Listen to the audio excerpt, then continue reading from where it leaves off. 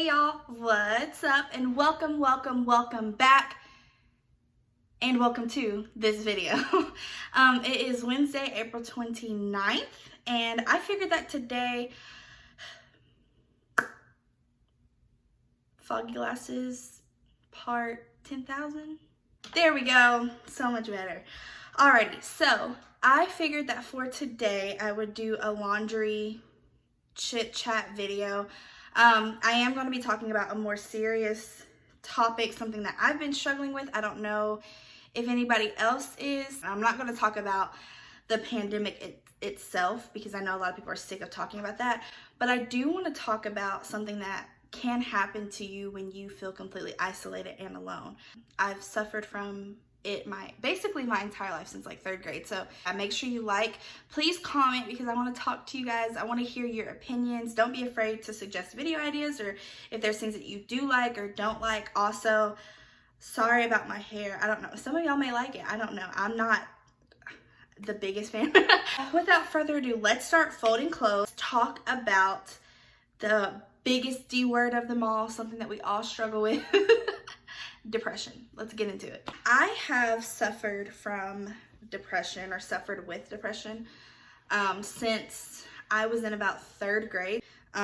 When I was in 3rd grade, the Christmas, like the winter break, the Christmas break of my 3rd grade year, we moved, my parents, my brother and I moved from Knoxville back to Chattanooga. Pretty much all of our family is in Knoxville. Grade year. So I did not get to finish out 3rd grade at the school that I had been at since kindergarten. And I love that school.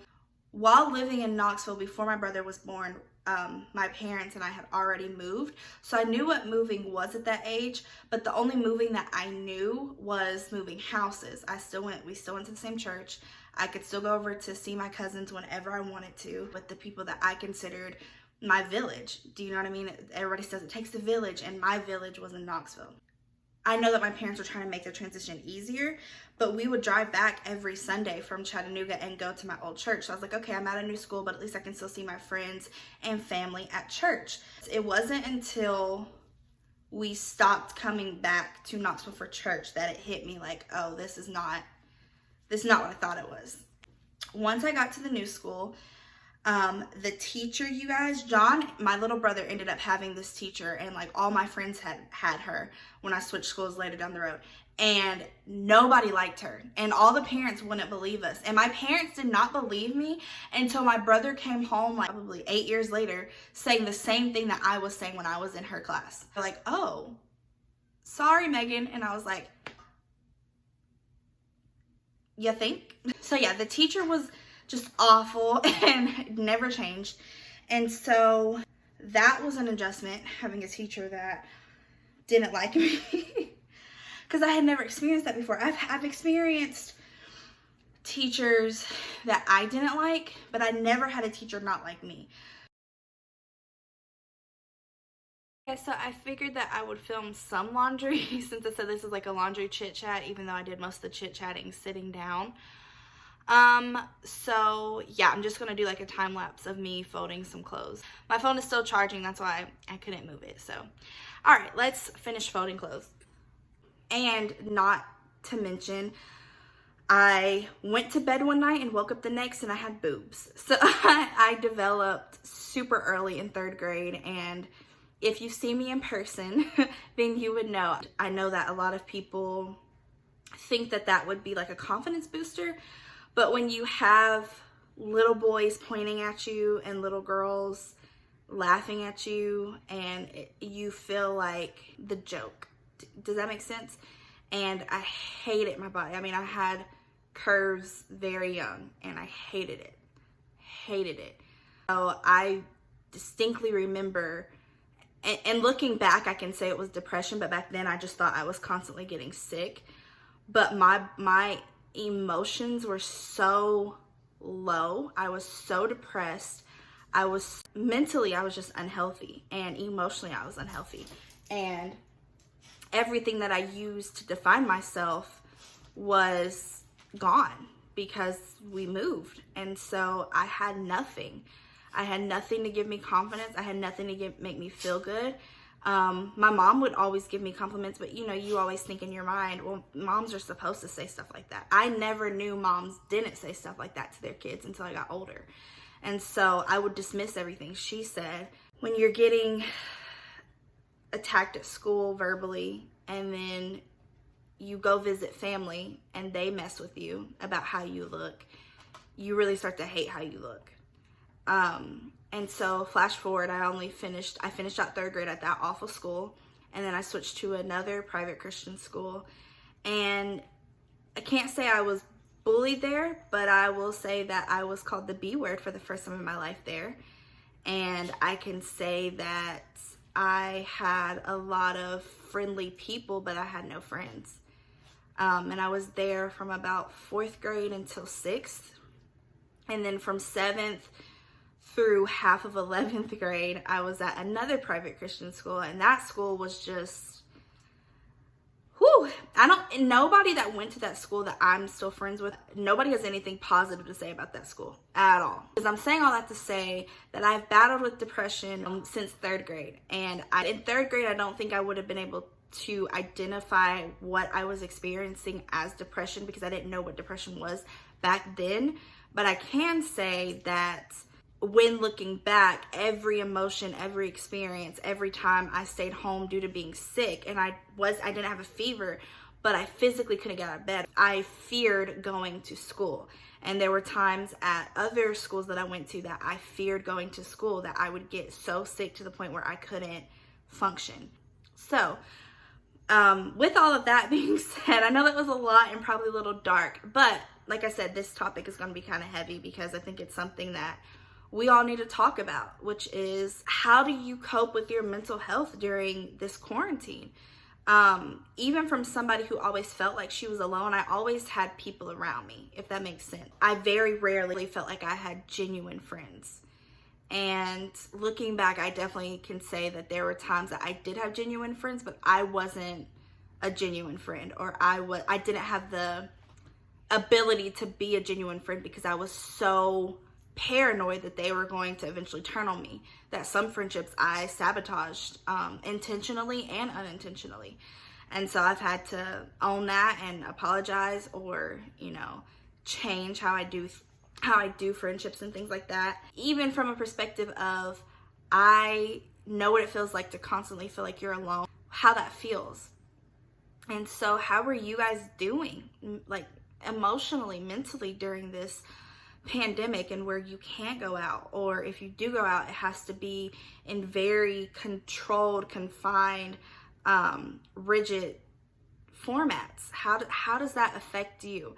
I know for me, a few days where I just couldn't get out of bed, and I would get up and take care of the pets and lay right back down, and I couldn't do anything. I felt so sick, and I felt like I did when I was in 3rd grade, you guys.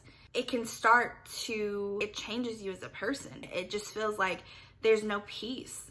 Do you know what I mean? And yes, certain things are positive that are coming out of all of this, but for me, there's been more negative. You know what I mean? I can't hug my mom. I couldn't go celebrate my little brother's birthday. Ate me alive. Quite a few days, I was very, very, very depressed. Completely, God used him to get me out of the depression. So I did want to say a few things that helped me get out of my depression. And then I just wanted to give you guys some encouragement. So the main thing that helped me through my depression is, I don't know if you're watching this what your faith is or what you believe, but I am a Christian. And so spending time with Christ, reading in the Bible, reading in general helped just to escape. That helped me a lot. But specifically reading in God's word and seeing how he brought his people through hard times, things that seemed like they would never end, and they ended in a blink of an eye. And not to say that's going to happen with this pandemic. I don't know what's going to happen. I do know, however, that God is always in control. Does y'all's cat get an attitude with you? Does she talk back? Because mine does. He or she. Do they talk back to you? Because this one, dude, she acts like she's a freaking teenager. Goodness gracious. Yes, you. The second thing that I did was, really James did this for me, but it was get out and get fresh air, just starting to go outside and walk. Me and Tito go on walks every day. And some days that we don't, we still get outside and sit outside to get the fresh air and just to see the sun, even if it's raining, just to get outside and just, excuse me. Anyways, just to get outside and just breathe is such a beautiful thing that you take for granted when you're told that you can't go outside. Do something outside during this time, or whenever you're feeling depressed, do that. I would also recommend doing some type of workout. Hair on tongue. I think that when you get your body moving, it definitely helps. And I need to lose weight, so we are in this together. We can do this together. Moving, even if you just stand up and watch TV, your body's doing something more than just sitting. Stand up and walk in place while watching TV. Do something. Do a few jumping jacks. Do a few squats. Get your booty looking right. Do something just to move and to let your body know that you're not giving up on it. Another thing that I did that I don't know if a lot of people have thought of, especially because everybody's just trying to get all the groceries that they can, but I changed the way I was eating. I eat bread no more than once a day, which would be like a turkey sandwich. I eat at least one serving of fresh fruit a day, plus another fruit or vegetables a day, plus another 2 or 3 servings. I've been drinking kombucha with vitamin C packets in it in the morning, cutting back on sugar and salt drastically, and just those things alone, things that don't cost that much. Now, also one more that has really helped me, take this time to reevaluate the people that you have in your life. If you are not seeing people and they are still draining you, you need to fall back, cut them off, remove certain people from your life. If you notice that people are always expecting other people to be there for them, but they are not capable of being there for you, then either say, okay, I'm gonna be in a friendship where it's more give than I can ever expect to take from them. Or just say, you know what, let's just not be friends anymore. And it's hard. I know it's hard. I'm a people pleaser. I hate losing people. I hate hurting people. I hate people being upset with me. But if I would have continued being friends with certain people that I had to kind of just fall back from or ease off of during this quarantine, I would still be in a very negative mental headspace. You have to have, in every relationship, give and take. If you're giving that and somebody else isn't, then it's time to let it go. Or if they're giving it and you're not, and you know that you're not at a place where you can, then just let it go. Yeah, so those 5 things I would say, try to work on those things if you can, and just do one a day and see how it changes your mental health. I know that this time, at least for me, has been very, very, very hard, and so hopefully these tips can help you. So I hope that you like this video. I'm gonna try to do on Wednesdays like chit chat type of videos. Next week is gonna be a more fun topic. It's gonna be about school and college and finishing. Woohoo! Hopefully by the time this goes up, I will be done or almost done with school. So stay tuned for that. And until then, I will see you guys tomorrow. Love you guys so much. Thanks for watching. Don't forget to like, comment, subscribe, and I will see y'all in the next one. Bye, guys. Mwah.